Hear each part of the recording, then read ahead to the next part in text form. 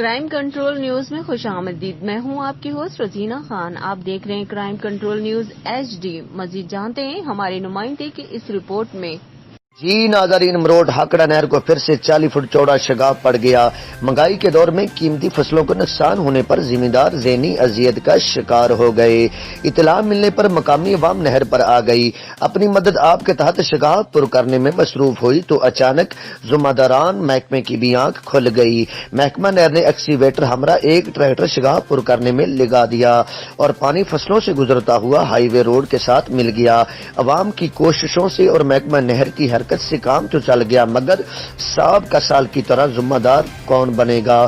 عوام کے ٹیکس سے تنخواہیں وصول کرنے والے کیا کریں گے؟ اعلی حکام سے نوٹس لینے کا عوام نے مطالبہ کیا ہے کہ گزشتہ سال سے نہر کا ٹوٹ جانا روٹین بنتا جا رہا ہے. اعلی افسران نہر کا وزٹ کر کے کوئی مسند حل نکالیں تاکہ ہر سال کی طرح نقصان سے بچا جا سکے. رپورٹ انچارج نمائندگان crime control Urdu news H D Muhammad Jamil Qadri. مزید خبروں اور اپڈیٹ کے لیے دیکھتے رہیں crime control Urdu news H D. اللہ حافظ.